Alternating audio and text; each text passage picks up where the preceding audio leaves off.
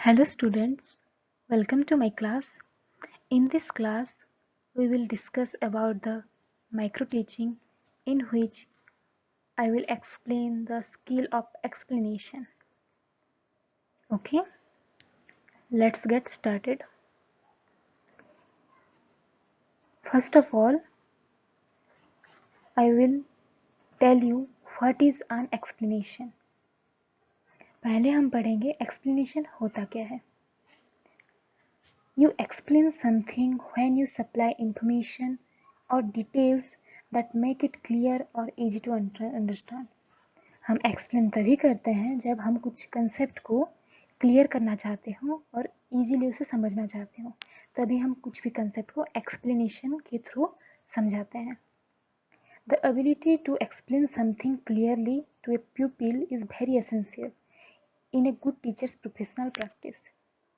कोई भी बच्चे को, कोई भी स्टूडेंट को रियल लाइफ क्लासरूम में समझाने के लिए स्किल ऑफ एक्सप्लेनेशन बहुत इम्पोर्टेंट है. Okay, it's very very important. Okay, comes to their major components. The major components of the skills. There are some desirable behavior and there are some undesirable behavior. First we focus on desirable behavior. हमें कौन कौन से behavior करने चाहिए. Desirable behavior are, first one is beginning statement. Okay, beginning statement, जिसे हम introductory statement भी कहते हैं. बिगिनिंग स्टेटमेंट कैसा होना चाहिए? जब भी क्लास में हम कुछ एक्सप्लेन कर रहे हैं, कोई भी टीचर कुछ एक्सप्लेन कर रहा है, तो बिगिनिंग स्टेटमेंट ऐसा होना चाहिए. Draw and maintain student attention. Statement like बच्चों का अटेंशन कैच कर सके, आई कैची होनी चाहिए, बच्चे इंटरेस्ट देके उसे सुने. Give clue for the explanation. Statement ऐसा होना चाहिए जिससे बच्चों को पता चल जाए कि आगे वो क्या पढ़ने वाले, उन्हें एक छोटा सा क्लू मिल जाए, हिंट्स मिल जाए. Gives overall picture of explanation. It should give an overall picture of what they will go to learn and what concept teacher will teach. Okay, second one is concluding statement. Means concluding statement कैसा होना चाहिए? Concluding statement ऐसा होना चाहिए, it's like towards the end to summarize. Means जैसे कुछ concept समझा रहे हैं, उसके बाद हम जैसे समरी बताते हैं, तो उससे हमें समरी के थ्रू कंक्लूड करना चाहिए. To draw logical inference. हम बच्चों को जो भी कंसेप्ट समझा चुके हैं, लास्ट में उसका एक कंक्लूजन, उसका एक इन्फरेंस, हम क्या समझे बच्चों को, लास्ट में कंक्लूडिंग स्टेटमेंट हमें देने चाहिए. इससे बच्चों के दिमाग में दोबारा वो कंसेप्ट रिपीट हो जाता है और बच्चों को समझ में आता है उन्होंने क्या क्या पढ़ा आज क्लास में. आज one type of summary. Okay, next one is fluency. Fluency, okay, it is the important part of skill of explanation. जब कोई टीचर एक्सप्लेन कर रहा है, देन उसमें फ्लुएंसी होनी चाहिए. मीन्स उन्हें रुक रुक के नहीं बोलना है, फ्लुएंटली एक कंसेप्ट को बच्चों को समझाना है. Next one is, next point is focus. Focus कहाँ पे होना चाहिए? कंसेप्ट पे, आइडियाज पे, टॉपिक पे. फोकस पॉइंट अगर वहीं रहेगा तो बच्चे अच्छे से अंडरस्टैंड कर पाएंगे. हमें कंसेप्ट से इधर उधर समझाना नहीं है बच्चों को, कंसेप्ट रिलेटेड, कंटेंट रिलेवेंट हमें समझाना है. Okay, fine. Then comes to next slide. Next point is explaining link. जब हम कोई कंसेप्ट समझा रहे हैं, एक पॉइंट से दूसरे पॉइंट की तरफ बढ़ रहे हैं, तब उनमें लिंक होनी चाहिए. कुछ एक वर्ड से दूसरे वर्ड लिंक करने चाहिए, एक कंसेप्ट दूसरे कंसेप्ट लिंक करने चाहिए. अगर लिंक नहीं बनेगा तो बच्चों के माइंड में मिसअंडरस्टैंडिंग पैदा हो सकती है. तो हमारा सारा कंसेप्ट लिंक होनी चाहिए. लाइक हमारे स्टेटमेंट में कंटिन्यूटी होनी चाहिए.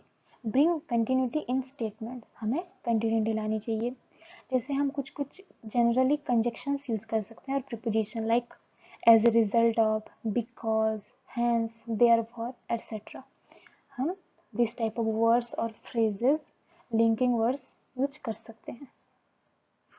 The next point is use of audio visual ads। हमें ऑडियो विजुअल्स एड्स यूज करने चाहिए like black board, charts, model, pictures, power point presentation etcetera. इसमें बच्चों को ज़्यादा मज़ा आता है पढ़ने में और वो इंटरेस्ट दिखाते हैं और इंटरेस्ट ही बच्चों का मैटर करता है। I want to say one picture is worth than 10,000 words। एक पिक्चर काफ़ी होता है कुछ भी चीज़ों को समझाने के लिए। हम अगर 1000 वर्ड्स भी बोल रहे हैं तो एक पिक्चर उसके सामने बहुत होता है। Next point is technical word defining. जब हम बच्चों को कुछ कंसेप्ट समझा रहे हैं आइदर इंडक्टिव अप्रोच और डिडक्टिव अप्रोच, लास्ट में हमें टेक्निकल वर्ड्स को डिफाइन करने चाहिए, टेक्निकल वर्ड्स को बच्चों को समझाने चाहिए, वो भी प्रॉपरली डिफाइन करने चाहिए और बच्चों को इस तरह एक्सप्लेन करा जाए जिससे बच्चों को डिफ़िकल्टी फेस ना हो, बच्चे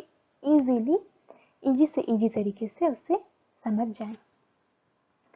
next one is covering essential points। We have to cover the essential points of the chapter or the unit because हम एक क्लास में सारे पॉइंट्स बच्चों को नहीं समझा सकते, लेकिन हमें एसेंशियल पॉइंट्स पे ज़्यादा फोकस करना पड़ेगा। Next one is question to test people understanding. जब आप बच्चों को समझा रहे हैं उसके लास्ट में बच्चों ने कितना सीखा हमें इवैल्यूएट करना पड़ता है। इसी वजह से बच्चों का अंडरस्टैंडिंग हमें चेक करने के लिए हमें ऐसे वर्ड्स यूज़ नहीं करना है कि समझ में आया, आर यू अंडरस्टूड, ऐसे नहीं। कोई भी बच्चा कभी भी नहीं बोलेगा कि उसे समझ में आया, नहीं आया।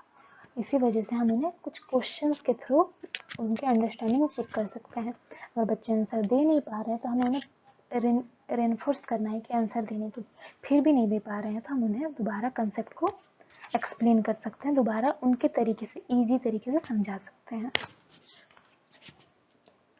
Okay, these are the points of desirable behavior. Now comes to the undesirable behavior which is found in skill of explanation। मैंने बहुत से टीचर को देखा है जब वो स्किल ऑफ एक्सप्लेनेशन देते हैं तो बहुत सारे अनडिजायरेबल बिहेवियर करते हैं जो हमें ध्यान रखने चाहिए और नहीं करने चाहिए।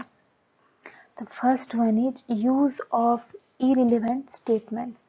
जैसे टीचर्स कभी कभी कुछ इरिलेवेंट चीज़ें भी एक्सप्लेनेशन के वक्त यूज कर लेते हैं, वो नहीं करने चाहिए। Irrelevant statements means when the concept is not related with the topic. Okay, these are the called irrelevant statement।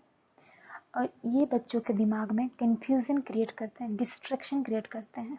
Okay, next one is use of inappropriate words. जिस बच्चों को हम इनएप्रोप्रिएट वर्ड्स नहीं बोलना है, हमें पर्टिकुलर्स वर्ड जो उनके बुक में उनके एज अप्रोप्रिएट, उनके माइंड अप्रोप्रिएट वर्ड्स बताने हैं जिसे बच्चे समझ पाएँ। हमें जार्गन्स वर्ड यूज नहीं करना है, बच्चों के अंदर मिसकंसेप्शन क्रिएट हो सकता है। Next one is lack of fluency. अगर फ्लुएंसी नहीं रहेगी तो बच्चों को पढ़ने में मज़ा नहीं आएगा और बच्चे समझ नहीं पाएंगे। Fluency means when teacher doesn't speak clearly.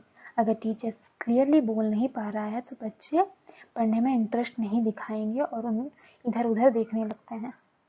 और टीचर कभी कभी सेंटेंस हाफ बोलते हैं, इनकम्प्लीट बोलते हैं, तब भी फ्लुएंसी नहीं बनी रहती है। Next point is, this is our last point of this undesirable behaviour, lack of continuity. Lack of continuity means break in sequence of ideas or information। जब हम कोई information दे रहे हैं उसमें ब्रेक आ जाए, उसमें रुकावट आ जाए तो बच्चों को समझ में नहीं आएगा। When statement is not logically related to previous knowledge, बच्चों के previous knowledge से related नहीं होगा concept तो बच्चे उसे समझ नहीं पाएंगे। There is no sequence of place and time. Statements are irrelevant. These are the some problems in skill of explanation. Okay. Okay, these are the concept about skill of explanation. My last statement is explanation are package of ideas that help people feel more confident in choosing to hear more because they care about the idea. Okay. Thank you so much. Thanks for watching.